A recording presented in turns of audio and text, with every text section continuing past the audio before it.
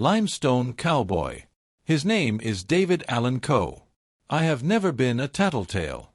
He gave me the first sparkly suit I ever wore, and I told him I'd wear it until it fell apart. David Allan Coe lived wilder than most people. Prison walls couldn't keep him locked up, and Nashville tried but couldn't make him be quiet. But in the end, it wasn't an enemy or bad news story that brought him down. It was someone close to him who betrayed him. I was going to be really good at something. Either I was going to be a professional bank robber or a professional singer. After many years of causing trouble with famous singers like Johnny Cash and Waylon Jennings, Coe had to sell all his songs for only $25,000.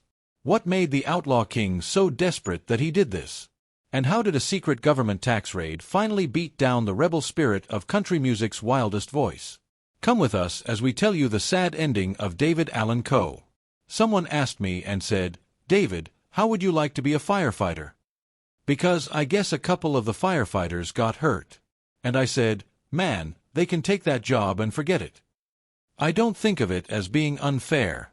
I don't think of it as being mean to certain people. I just think of it as how things really are. From jail bars to Nashville stars. David Allan Coe's problems started when he was young. He was born September 6, 1939, in Akron, Ohio. Then his childhood ended suddenly when the police put him in reform school when he was only 9 years old. This one decision changed everything for the boy who would later shake up country music. The reform school system totally failed Coe. He spent most of his young life locked up, with a big chunk of time at the scary Ohio State Prison.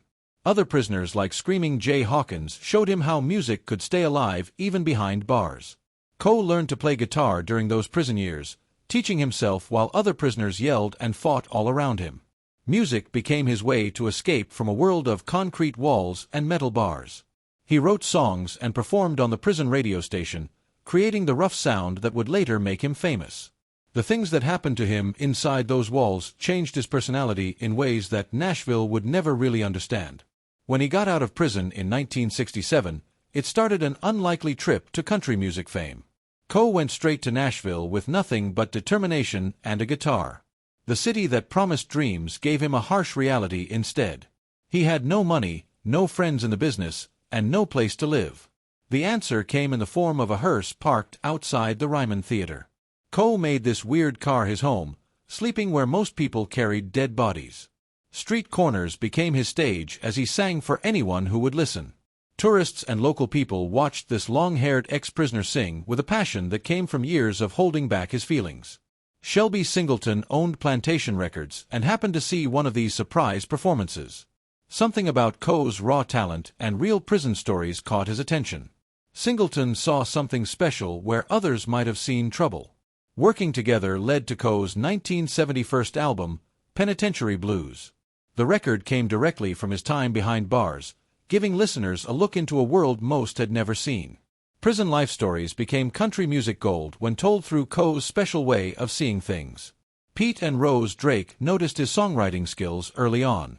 Their Nashville-based Windows publishing company gave Coe an exclusive deal in October 1971. This deal was really important for his money survival during those early years when radio stations wouldn't play his music.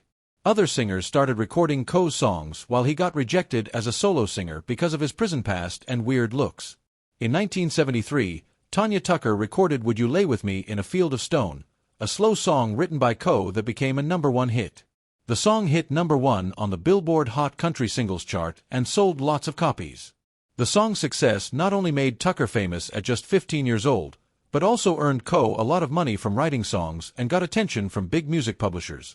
That same year, Billy Joe Spears recorded Coe's Souvenirs and California Memories, which didn't chart as high, but was liked a lot in the outlaw country music scene.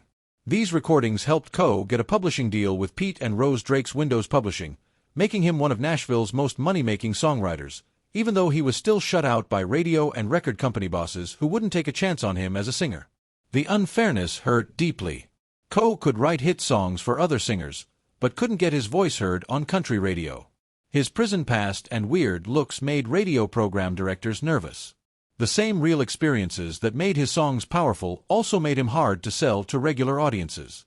This early success as a songwriter created a base that would support him through many years of controversy and money troubles ahead. Few people know that the song Nashville, called Perfect, almost didn't get recorded. So, what made two legendary songwriters beg Coe to change their masterpiece? The perfect song and sparkly suit revolution. Steve Goodman and John Prine had already written what they thought was a complete country song.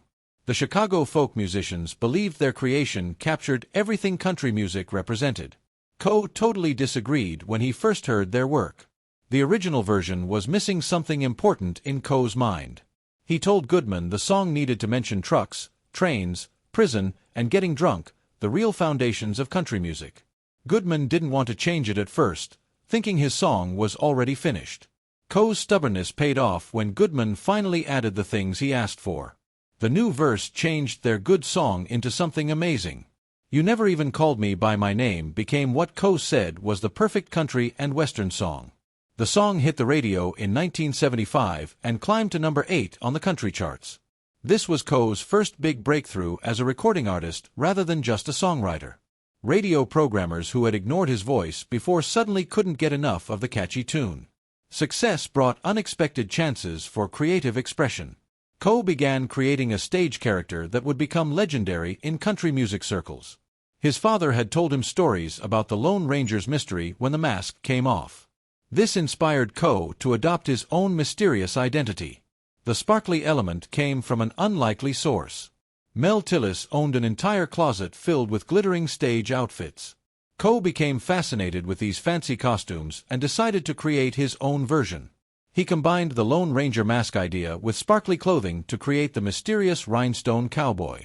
This new character appeared on his 1975 album, The Mysterious Rhinestone Cowboy, marking a bold change from traditional country artist images. Coe wore a Lone Ranger-style mask paired with sparkly studded suits, mixing influences from both country legends and rock showmanship. His on-stage presence, part outlaw, part glam rock, immediately caught the attention of Nashville insiders. Critics and fans were split. Some thought it was genius branding, while others saw it as weird or off-putting, but no one could ignore it. Coe's theatrical approach made him a pioneer in mixing visual performance with outlaw country music, doing things before similar stylistic moves later adopted by artists like Hank Williams III and Kid Rock. The timing couldn't have been better for such bold artistic choices. Director James Salapsky was filming a documentary about emerging country artists who were challenging Nashville's polished sound. Heart-Worn Highways would feature several groundbreaking musicians from this rebellious movement. Coe joined an impressive lineup that included Townes Van Zandt, Steve Earle, Rodney Crowell, and Guy Clark.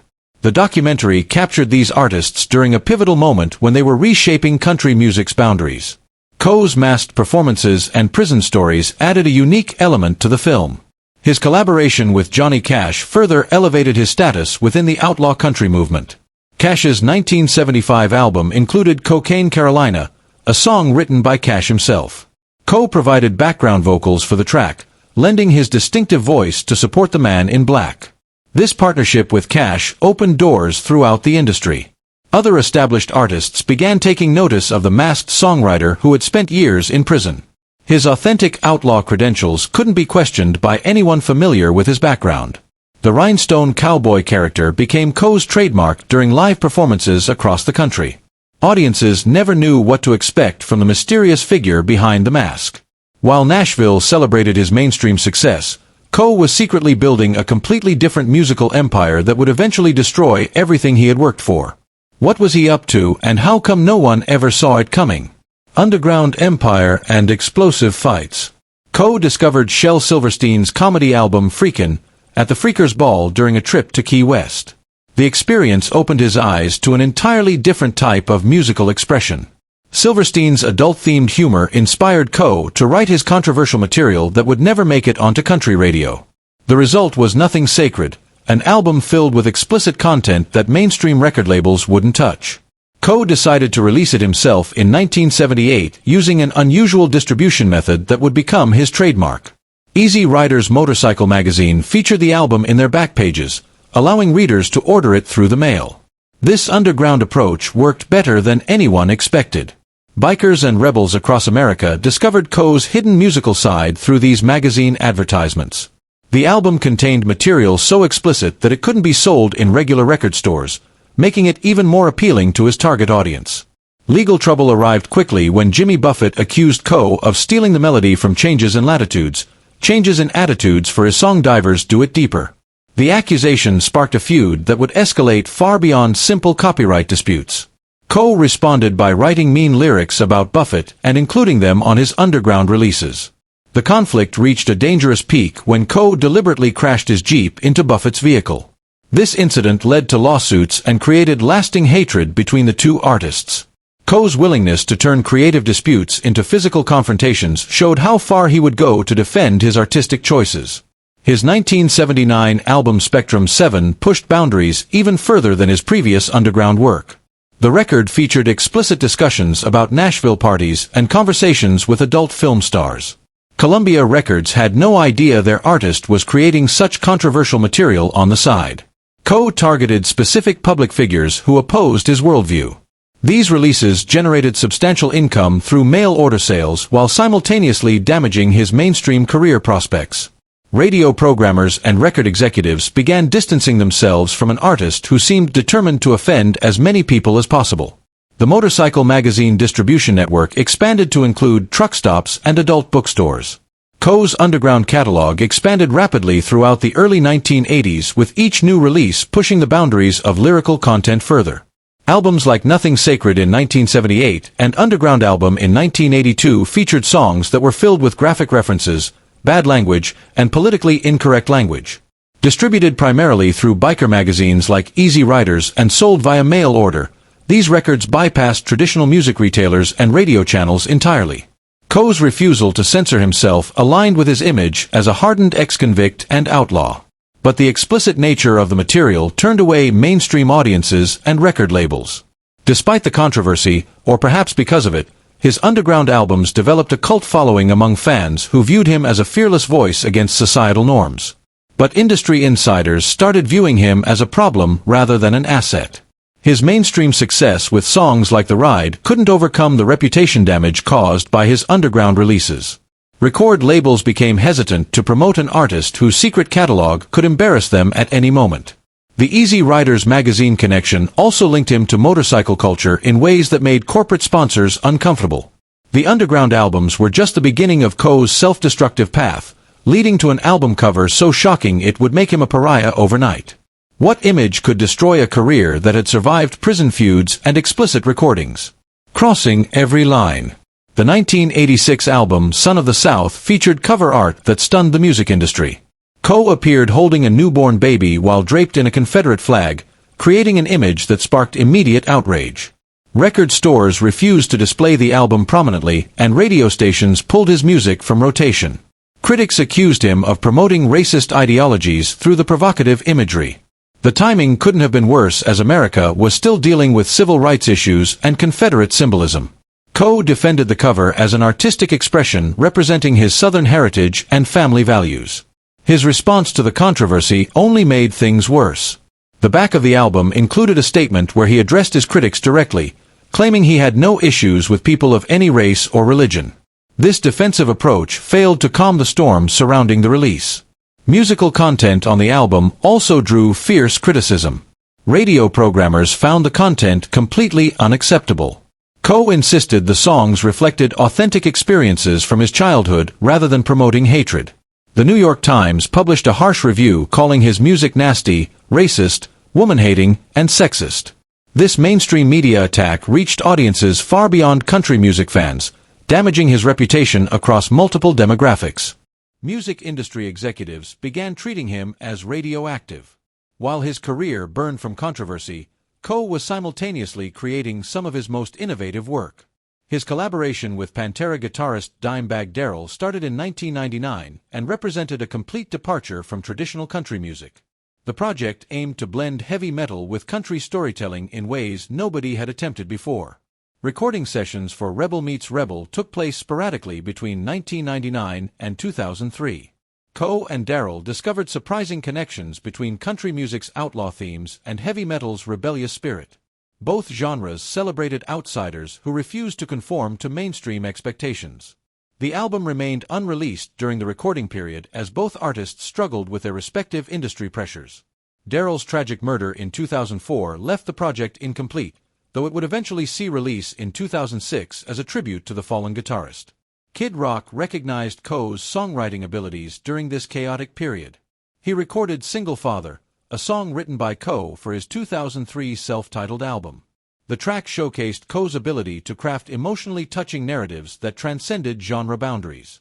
The collaboration with Kid Rock demonstrated how younger artists still valued Coe's authentic storytelling approach.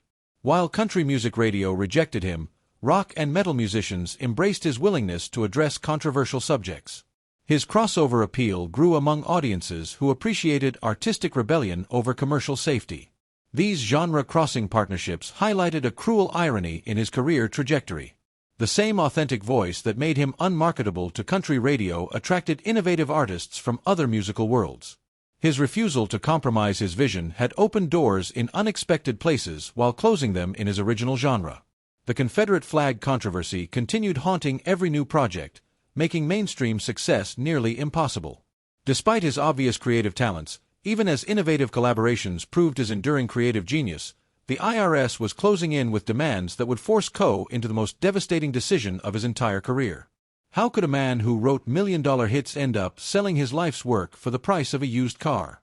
Was Coe's refusal to compromise his artistic vision worth losing everything he built? Could David Allan Coe have avoided this fate if he'd chosen Willie Nelson's path instead? Share your thoughts with us in the comments section. Remember to like, share, and subscribe for more. Also click the next video showing on your screen.